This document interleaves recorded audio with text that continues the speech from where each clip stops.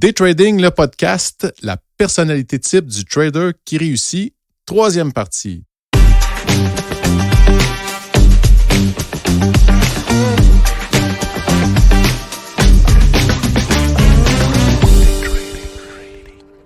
Un beau bonjour à tout le monde. J'espère que vous vous portez bien. On poursuit c'est quasiment comme un sprint. Là. On se sent vraiment comme un sprint ou un marathon. Donc, on explore, on s'en va de plus en plus profond dans l'être humain et ses forces et ses faiblesses. Moi, je dois quand même dire que quand je m'étais lancé dans le trading, bien évidemment, j'avais confiance, puis j'y croyais. Puis après une fin de semaine, un cours d'une fin de semaine, je me retourne chez moi, j'étais prêt au succès pour découvrir que le challenge va être vraiment plus grand que ce à quoi je m'attendais, ne serait-ce que pour ouvrir la première plateforme de trading que je n'étais pas capable de rien faire, je n'étais pas capable de passer une ordre, je n'étais pas capable de mettre des indicateurs, donc je partais de loin. Mais au fil du temps, on apprivoise. Mais la chose que, dans le fond, où je veux m'en aller, c'est que je ne me serais jamais attendu à ce point-là que tout passait par le travail sur moi. Donc, depuis que j'ai commencé cette démarche-là, je n'ai jamais autant travaillé sur moi. J'ai toujours travaillé sur moi. Le développement personnel m'a toujours fasciné et passionné. Mais on dirait que depuis que le trading fait partie de ma vie, c'est passé à un autre niveau. Fait que dès ce moment-là où j'ai pris connaissance de tout ça, ce qui est le fun, c'est que pour moi, de faire de la négociation, du day trading, ben, c'était un gain. Peu importe mes revenus ou mes pertes, déjà là, je suis gagnant parce que dans la vie, on peut tout perdre, notre argent, mais on reste toujours la même personne. Donc, on repart toujours de où on était ou où on est rendu, en fait. Donc, je suis toujours en compagnie de François et Michel et deux grands passionnés à qui je voue une admiration grandissante de minute en minute. Je disais avant de jour en jour, mais là, c'est vraiment de minute en minute. C'est vraiment agréable d'être avec vous, messieurs. Donc, on va poursuivre direct au sujet parce que on a quand même du stock, puis là, on relève le challenge de faire ça en 2 autres épisodes. Fait que là, j'ai vendu un punch déjà, mais on va essayer de le faire. Donc, le prochain sujet, c'est la mentalité de croissance. Ça, Michel, j'ai déjà vu un billet que tu avais écrit là-dessus. Moi, je le pratique depuis très, très longtemps et même si j'ai un souhait dans ma vie à transmettre à mes enfants, au-delà de l'amour, là, c'est sûr que l'amour, tout ça, mais la mentalité de croissance, si je peux leur transmettre ça, je sais que peu importe ce qu'ils vont faire dans la vie, ils vont avoir un grand succès. Donc, je suis curieux d'entendre ce que tu as à dire là-dessus, Michel. Bien, on va commencer par, si on pose une question aux gens à la maison, est-ce que c'est important le côté psychologique en négociation active? Tout le monde va répondre oui. Et là, tu poses la question, combien de temps par semaine que tu consacres à la psychologie? Puis les gens vont dire pas tant que ça.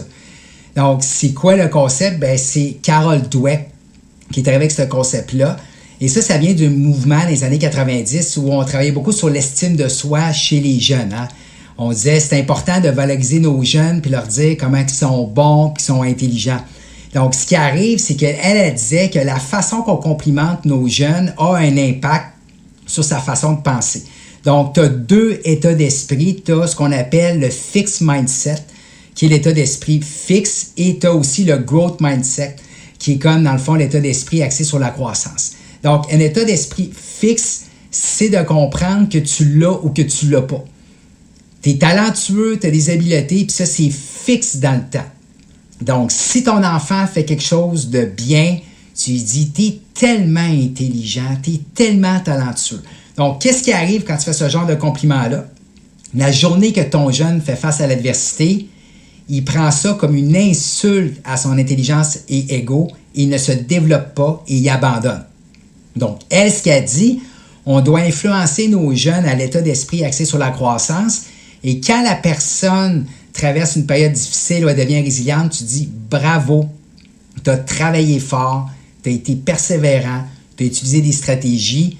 Et ça démontre que des habiletés et l'intelligence, ça se travaille, ça se développe, d'où l'expression de croissance. Donc, moi, je n'ai pas autant de succès que François en négociation active. J'ai eu du succès à mes débuts, puis à un moment donné, je me suis enfargé pour la simple et bonne raison que j'avais l'état d'esprit fixe. Je pensais qu'avec mes accréditations professionnelles, avec mon parcours académique, je me croyais au-dessus de la mêlée. Je me disais, moi, je suis un gars intelligent, je vais avoir du succès. Et je n'étais pas capable de m'adapter, je n'étais pas capable de croire sur le plan personnel. Et c'est là que ça a coûté la fin de ma job comme prop trader en 2014. Et c'est là que je me suis intéressé au comportement humain. Donc, d'avoir une intelligence, oui, c'est important, mais de comprendre que c'est pas fixe dans le temps, puis c'est pas juste ça. Et que tu peux continuellement te développer. Ce que tu disais en début, Patrick, c'est un travail sur soi. Donc, bien t'alimenter, de t'entraîner, d'avoir un équilibre de vie, de ne pas juste travailler puis d'avoir le trading, d'avoir d'autres choses autour de ça. Ça, c'est important pour avoir vraiment une stabilité émotionnelle à travers le temps. Très intéressant. Moi, la mentalité de croissance, en tout cas, c'est quelque chose qui me passionne énormément. Là, fait que je vais peut-être même me retenir aujourd'hui. Là, je pourrais partir longtemps, moi aussi. Mais moi, je trouve que ça rentre dans la catégorie du savoir-être. Parce que le savoir-faire, ça s'apprend, tant qu'à moi, plus rapidement que le savoir-être. Parce que savoir-être, c'est agir conséquemment avec nos croyances, nos connaissances. Puis, donc, ça s'apprend la mentalité de croissance, mais c'est un grand défi. Puis là, je reviens avec mes enfants. Un jeune enfant, souvent, il va essayer quelque chose, ça ne marche pas, je suis nul, puis il lâche, puis il choque. On dirait que c'est un réflexe humain. Je ne sais pas ça vient d'où dans la survie, mais là, la mission pour l'enfant, c'est de lui enseigner de ça. Puis je vais mettre un lien. On a un excellent livre pour les enfants là-dessus. C'est un livre en anglais, là, mais qui nous aide, le parent, à enseigner aux enfants la mentalité de croissance. Donc, on utilise ça, moi et ma conjointe, pour passer ça, là, ce savoir-être-là à nos enfants. Mais si on revient à l'adulte, le savoir-être est tout aussi long. Là. Donc, quelqu'un qui a ce réflexe-là de se traiter de nul ou de se traiter de pas bon, ça devient un réflexe. Mais c'est difficile à retourner de bord. Mais ça s'apprend. J'en ai vu des gens qui l'ont retourné de bord. Puis, à un moment donné, dans le pratico-pratique, moi, ce que je trouve, puis des fois, peut-être, je suis peut-être un peu extrême là-dedans, mais c'est que tout de suite, il arrive quelque chose, puis au lieu de me taper ses doigts ou de regretter, je suis tout de suite dans la solution. Prochaine fois, je vais faire ça comme ça. Prochaine fois, je vais faire ça comme ça. Fait que peut-être, pour ma conjointe, mettons, peut-être, des fois, ça peut être fatigant. Parce que des fois, à un moment donné, on peut avoir juste le goût de respirer l'erreur, tu sais. Mais n'empêche que moi, je trouve que c'est un bon réflexe à développer. Et par contre, ça peut être sournois aussi, parce que si on base juste notre prochaine fois, je vais le faire comme ça, sur notre dernière trade, c'est pas un échantillon qui est assez gros, là. Ça nous prend un plus gros échantillon que ça, parce que si on se base juste sur notre dernière trade, on est biaisé aussi, là, parce que est hors contexte, c'est les probabilités. Donc, il faut regarder sur un ensemble de trades pour s'ajuster. Donc, c'est encore plus subtil que de juste, je sais pas, moi, je tombe en vélo, puis là, je dis, la prochaine fois, au lieu de pédaler par en arrière, je vais pédaler par en avant. Là. Ça, c'est comme peut-être plus de base. Donc, ça reste un grand défi. Mais moi, je pense que ça s'apprend, mais c'est un travail de tous les jours pour moi. Là. Je sais pas, toi, François, comment tu vis ça ou comment tu as vécu ça aussi dans les gens que tu as côtoyés là, sur le parquet, tu sais? Ben, qu'est-ce que Michel parle? Ça, je crois qu'il l'a publié il y a une semaine ou deux. Puis sur toutes les publications qu'il a faites sont super intéressantes, mais celle-là, j'ai comme plus accroché. C'est bon pour le trading, mais c'est vraiment bon pour le personnel. Puis moi, j'ai accroché là-dessus, encore là, un peu comme toi, Patrick. Moi, les enfants, tu sais, dire un enfant qui dit qu'il n'est pas bon, mais tu sais, c'est de comment virer ça qu'il soit bien formé, à l'avantage. Parce que, tu sais, avoir des échecs comme le trading, un enfant, ça va arriver, tu sais. Donc, la mentalité de croissance, c'est un très bon sujet. Et puis, oui, pour le trading, mais aussi personnellement. Donc, on pourrait peut-être mettre le lien là ou le papier que Michel avait écrit là-dessus. Mais une fois qu'on a ça personnellement, je crois qu'on devient une meilleure personne, oui, puis on devient peut-être un meilleur trader. Ça permet de se former, puis de ne pas s'apitoyer sur son sort, puis de peut-être aussi développer notre positivisme. Tu sais, c'est pas parce qu'après une semaine, on échoue qu'on n'est pas bon, là. On peut avoir une mauvaise séquence, mais si après ça, on se relève et puis on a bien été... on s'est bien formé personnellement avec tout ce que Michel nous dit, là, côté psychologie. Je crois que c'est d'avoir... c'est des outils de plus dans notre boîte à outils. Donc, une corde à notre arc de plus. Donc, à ne pas négliger le côté psychologie. Mais bref, mentalité de croissance, dans tous les biais que Michel a écrits, celui-là m'a comme plus marqué. Donc, puis j'y pense souvent, tu sais, pour les enfants. Puis, tu sais, c'est plate. Des fois, on voit les erreurs qu'on a faites. Donc, si quelqu'un qui veut partir du bon côté, par exemple, avec les enfants ou dans la vie ou avec le trading, lisez là-dessus, mentalité de croissance. j'ai eu la chance de voir Maude Charron, l'haltérophile de Rimouski, qui a gagné une médaille d'or aux Jeux olympiques, et elle disait, c'est pas à cause que tu as de la misère que tu es en échec. Et moi, là, ça m'avait vraiment frappé. Donc, on est dans une société de culture de performance. On veut le meilleur pour nos enfants, on veut le meilleur pour nous autres mêmes, puis c'est d'accepter, de comprendre qu'on ne l'aura pas toujours facile, puis c'est normal, puis c'est d'être bienveillant. Tu sais, il faut comprendre que tu dois être ton plus grand fan, hein? Tu es 24 heures sur 24, 7 jours semaine avec toi-même. Donc, la première personne à qui tu dois être correct, c'est envers toi-même. Donc, d'avoir un état d'esprit de croissance, c'est d'accepter dans un premier temps qu'on n'a pas besoin d'être parfait, qu'on peut être vulnérable, qu'on va faire des erreurs, puis de tirer des leçons de tout ça. C'est cliché à mort, mais tant aussi longtemps que tu ne l'acceptes pas, ça va être très difficile de le faire auprès de tes enfants, auprès de tes collègues de travail, etc. Donc, ça commence par soi-même. Je trouve ça vraiment inspirant. Puis même, là, je ne peux pas me retenir. Il faut que je commente. Parce que là, on parle de ce seul point-là depuis 10 minutes. On voulait aller plus vite. On est très, très crinqués. Mais c'est que moi, je vais même aller jusqu'à... ça, c'est une chose que je dis souvent devant mes enfants, mais on doit apprendre à embrasser l'erreur. Autrement dit, l'erreur, elle est bénéfique parce qu'on fait des erreurs. Quelqu'un qui ne fait rien ne fait pas d'erreur. Donc, déjà là, on fait quelque chose. Puis si on apprend de cette erreur-là, ben, c'est probablement cette erreur-là qui nous permet d'accéder au succès par la suite. Parce que le succès, dans le fond, on l'atteint parce qu'on s'est préparé. Mais on se prépare à travers des erreurs, à travers des embûches. Puis, donc, c'était peut-être ma petite conclusion pour la mentalité de croissance. Mais si Michel, il a envie d'en dire un autre. Oui, en 30 secondes, là, d'ailleurs, j'ai fait une présentation dans une école secondaire, puis je disais aux jeunes, préparez un CV de vos échecs et donnez ça à vos futurs employeurs. Donc, ça, c'est la culture de l'échec pour tirer des leçons. Donc, c'est juste une petite parenthèse. Oui. Si j'ai un candidat qui m'arrivait avec ça, puis qu'il y a une solution après, puis un apprentissage, là, je serais vraiment impressionné, je l'avoue. OK, on poursuit. Donc, on poursuit avec la rigueur et la précision. Donc, ça, c'est un trait de personnalité qui est important ou c'est une valeur qui est importante. Puis, on t'a parlé de l'exécution, hein, parce que tout passe par là. Si on a beau avoir toute la théorie, mais si on n'est pas en mesure de le mettre en application, ben, ça ne marchera pas, on va s'enfarger, il va arriver un paquet de choses. Donc, puis même, je lis souvent là, que si on focus sur le profit, on n'est pas à bonne place, on focus sur l'exécution. Tant qu'on focus sur l'exécution, on devient des meilleurs et, dans le fond, notre taux de réussite va augmenter, notre avantage, le hedging, là, donc le beau terme anglophone va être plus important. Moi, je trouve que ça m'inspire beaucoup, la rigueur et la précision. Moi, si je peux commencer avec ça, je vais citer un de nos modérateurs dans le groupe, Marc Laliberté. Il fait beaucoup de publications, puis je trouvais ça intéressant, puis j'aimais ça lire les réponses.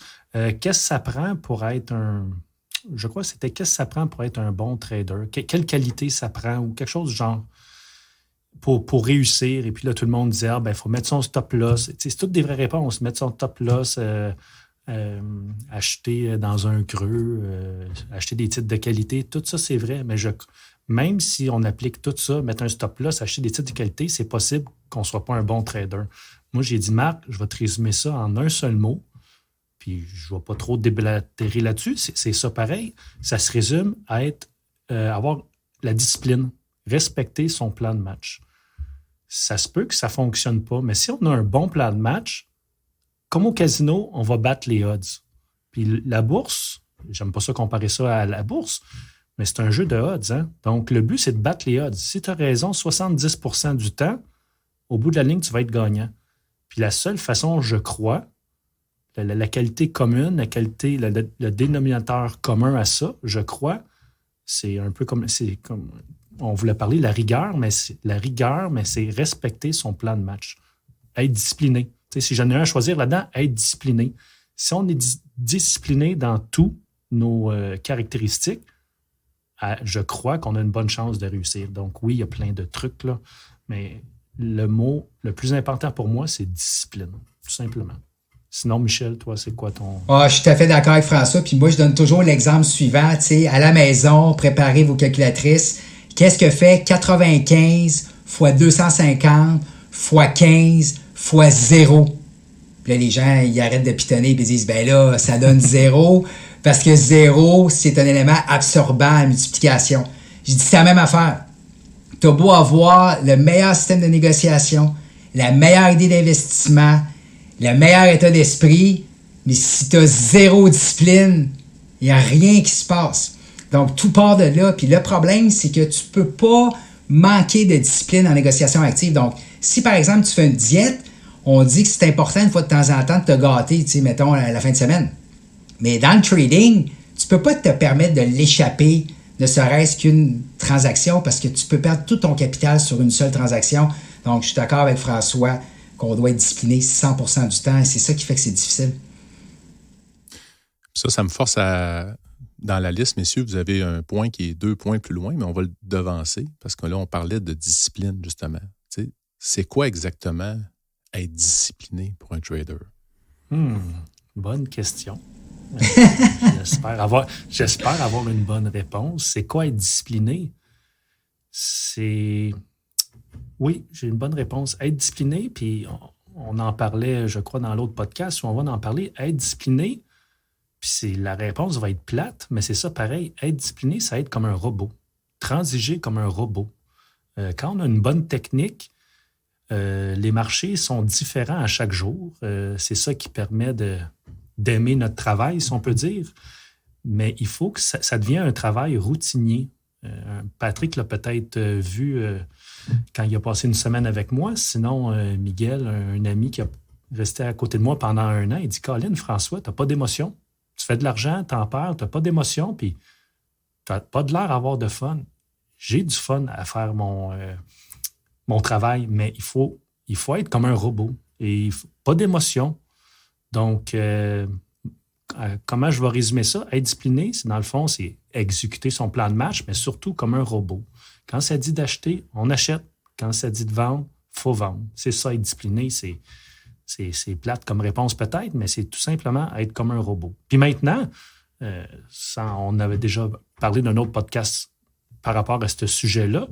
Qu'est-ce qu'on fait pour être un robot? Si vous êtes un petit peu informaticien, on peut développer son propre robot. Si on a une méthode gagnante qu'on trouve, moi, je suis un peu contre les robots parce qu'il y a tout le temps une portion feeling quand on transige, puis c'est ça qui est dur à quantifier, puis c'est ça qui est dur à mettre en robot. Mais si on est capable d'automatiser 75-80% de notre système, l'autre 20%, on y va avec notre feeling, mais au moins, on est 80% d'un robot. Donc, contrairement à si on est un humain, puis on essaye d'être discipliné à 100%, puis tout faire comme un robot, je vous le dis, on va l'échapper. C'est pour ça que ça prend beaucoup d'expérience. Parce qu'au début, on triche, puis même moi, après 28 années d'expérience, je triche encore. Mais quand même, bref, être discipliné, pour moi, c'est transiger comme un robot, tout simplement. C'est faire la bonne chose au bon moment. C'est ça la discipline, selon moi. Donc, si j'ai dit que j'allais m'entraîner, je m'en vais m'entraîner. Si j'ai installé mon stop dans mon système, je respecte mon stop. Donc, c'est ça la discipline. Puis un bon truc à la maison, là, c'est que si tu n'es pas discipliné dans ta vie en général, moi, je pense que tu vas avoir la difficulté à être discipliné dans le domaine du trading. Puis moi, c'était l'enjeu que j'avais par le passé. Je sortais beaucoup dans les bars, je m'entraînais pas, j'étais aucunement discipliné, je me couchais tard. C'est sûr que j'ai pas eu de succès au niveau de la négociation active parce que je n'étais pas discipliné à la base. Donc, quand tu parlais... Oui, mais Michel, t'avais 20 ans, là. Moi, je te relance. Là, je te relance. Là, t'es capable, là. T'as tous les outils. Moi, Alors, reviens et réessaye. Ben, c'est vraiment drôle que tu dises ça. Faudrait que je le réessaye. Je me suis dit... Oui. Parce que, vous le savez, puis là, je fais vraiment là, hors contexte. Enseigner quelque chose à quelqu'un, c'est la meilleure des formations. Tu le sais, François, juste le fait de monter une formation pour une gang, ça t'amène à penser à tes concepts, tout ça. Donc, d'enseigner, tu deviens meilleur. Puis moi, vraiment, la dernière fois que j'ai vraiment négocié de façon sérieuse, c'était en 2014. Puis je me suis toujours dit, il faudrait qu'à un moment donné, je le réessaye pour voir le Michel Villa aujourd'hui, il aurait l'air de quoi? Donc, d'après moi, tu serais rouillé, mais ouais, mais c'est un peu comme la bicyclette. Moi, je suis sûr que ça se perd pas. Tu te remettrais dedans. Mais je sais, tu sais, je te vois aller, tu as de l'air tellement aimé qu'est-ce que tu fais. C'est des fois. Anyway, un n'empêche pas l'autre. Hein. Maintenant, il y a le swing trading. Le swing trading, c'est bien beau intra-séance, mais tu sais, investissement à long terme, swing trading sur quelques semaines, ça te permet de donner des formations, puis éduquer le monde, puis en plus, faire qu'est-ce que tu aimes aussi un peu transiger. Là. Je suis sûr que tu le fais de ton côté pour tes investissements, mais bon, Bref, c'est ça. On continue. Un autre, un point que je veux partager par rapport à la discipline, c'est aussi, la vie, c'est un tourbillon là, pour tout le monde. On dit la vie va vite, on a un paquet de stimuli, tout le monde est dans le jus. Fait que la discipline, c'est aussi ça, c'est que faut que tu sois devant tes chartes là, si tu veux transiger. Si tu dis, je suis là, mettons, de 9h à 11h, il faut que tu sois là de 9h à 11h. Moi, dans mon défi personnel, c'est le défi le plus grand parce que j'ai mon commerce à côté, j'ai des employés. Puis d'un côté, j'ai une discipline envers mes employés que quand ils ont un souci, j'essaie d'éteindre le feu à la source. Donc, ça m'arrive régulièrement que je vais réagir, supposons une demande, puis quand je reviens, je retourne à mes chartes, puis l'opportunité de ma journée était là. T'sais. Fait que là, j'ai manqué de discipline envers mon engagement de trader dans cet exemple-là concret. Fait que c'est aussi de se dédier du temps à trader. Mais Patrick, toi, tu as un gros avantage. Tu es un musicien, tu joues de la guitare, tu as une pièce capitonnée, tu rajoutes une petite serrure, puis tu es en business. Oui, ça ne serait plus dérangé. Oui, c'est vrai, mais là, on est tous en télétravail en passant. Hein? Fait que ça ne change absolument rien, la pièce. C'est moi, c'est ma discipline, c'est que je réponds à l'appel. Dans le fond, il faudrait juste que je ferme mon truc puis pas répondre. Oui, c'est vrai, mais maintenant, on est tellement connectés. C'est vrai, c'est vrai. Maintenant que le télétravail... C'est pas tout le temps comme ça, mais mes défis personnels, moi, c'est plus le tourbillon de la vie qui vient interférer avec mon focus. Alors que c'est même pas technique, c'est même pas, je connais mes stratégies, je connais même celles de François là, de mieux en mieux, donc j'ai tous les outils. Donc le défi, puis je suis sûr que pour beaucoup d'auditeurs, c'est la même chose.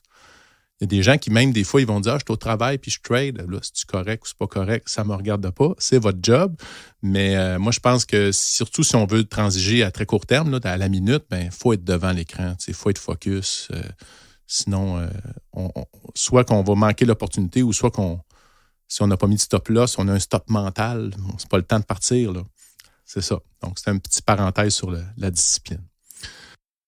OK, prochain sujet pour cet épisode-là. Ça va être le dernier épisode. Donc, moi, je voulais qu'on parle du feu intérieur, du désir intrinsèque. Ça veut dire que ça part par en dedans. C'est pas quelque chose qui nous est imposé. C'est pas quelque chose qu'un parent va nous dire. Tu sais, quelqu'un, des fois, il dit « Ah, mes parents voulaient que je sois médecin. » Ou, tu sais, on entend ça, cette phrase-là, des fois. Puis souvent, qu'est-ce que ça fait? Ils vont aller étudier dans ce domaine-là, puis vont lâcher. Fait que je pense pas qu'il y a aucun trader qui réussit que ça vient pas de lui. Fait qu'il faut que ça parte de soi, puis ça prend un feu, parce que si on n'a pas le feu, les obstacles, on va lâcher. Tu sais, parce qu'on a parlé de discipline tantôt, mais la discipline, ça prend un pourquoi, ça prend une raison, ça prend... Fait que si vous n'avez pas d'une raison, un pourquoi, quelque chose qui est fort, qui va vous aider à mettre le temps qu'il faut pour tout configurer vos affaires, à mettre le temps qu'il faut pour passer justement du temps devant les chartes. Puis le temps devant les chartes, il y a des moments, c'est long, là. Tu sais, quand des fois, les gens, on trade à la minute, puis on dit, je trade à la minute parce que je ne suis pas patient, puis je veux que ça aille plus vite. Oui, mais il y en a longtemps des chandelles d'une minute qui passent avant l'opportunité, là. Ce temps-là, en général, il est long. Fait que ça prend un feu, quelque chose qui nous anime. Moi, je pense que ça fait partie d'un trait de personnalité qui est important pour réussir dans ce domaine-là. Écoute, James Clear, il a déjà dit qu'un obstacle, c'était un test à savoir si tu étais sérieux par rapport à tes rêves. Donc ça, c'est vraiment... m'a toujours marqué. Donc, moi, les gars, je fais beaucoup d'anxiété de performance quand je prends la parole en public. Puis j'ai eu des coachs dans la dernière année pour m'aider à traverser cette anxiété-là de performance. Et un de mes coachs m'a toujours dit, Michel, pourquoi tu fais ça? Pour éduquer puis enseigner. Donc, rappelle toujours toi de ça avant de commencer. Donc, ça, c'est la motivation profonde. Et ce qui arrive, c'est que tu as deux types de motivation. Motivation externe, c'est comme le statut, la gloire, faire l'argent. Puis motivation interne, c'est par rapport à toi.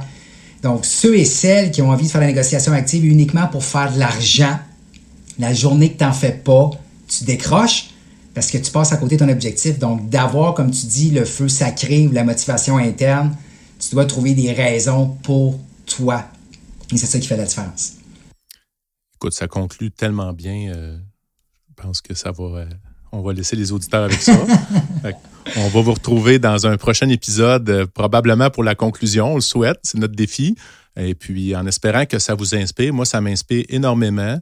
Puis, honnêtement, là, on en parle, puis on partage ces idées-là. Mais je pense que ces épisodes-là, moi-même, personnellement, je vais les réécouter plus qu'une fois pour se se renoter, se rappeler, dans le fond, parce qu'on parlait de savoir-être, c'est ça. Le savoir-être, on se le répète. Puis à un moment donné, ça finit par entrer, mais ça prend plus de temps que de juste savoir calculer 225 plus 927 plus 53. C'est pas plus, c'était fois zéro. Fois zéro. C'est ça. Donc, sur ce, on vous laisse. On vous souhaite un bon trading. Puis on se retrouve dans 2 semaines. Bon trading.